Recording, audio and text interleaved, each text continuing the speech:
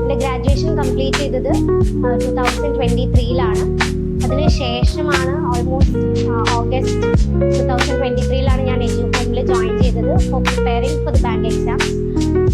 അതിനുശേഷം ഇവിടുത്തെ ക്ലാസ്സസ് തന്നെയാണ് എക്സാംസിന് പ്രിപ്പയർ ചെയ്യാനായിട്ട് നല്ല രീതിയിൽ ഹെൽപ്പ് ചെയ്തത്. The foundation class was very helpful.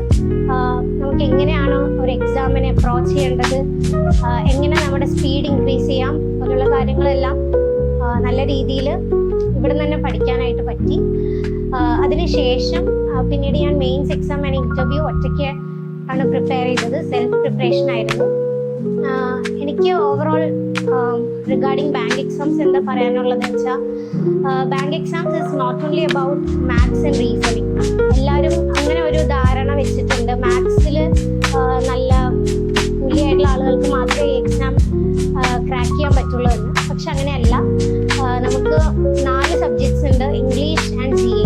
അതിൽ കൂടി നമ്മൾ നല്ല രീതിയിൽ പഠിക്കുകയാണ്, പ്രിപ്പയർ ചെയ്യുകയാണെങ്കിൽ നമുക്ക് ഇവണ്ടോ നമ്മൾ മാത്സിൽ കുറച്ച് വീക്കാണെങ്കിലും ഈ എക്സാം ക്രാക്ക് ചെയ്യാനായിട്ട് പറ്റും. സോ ആരെങ്കിലും അങ്ങനെ മാത്സ് എനിക്ക് പറ്റില്ല പറഞ്ഞിരിക്കുന്നുണ്ടെങ്കിൽ അങ്ങനെയല്ല.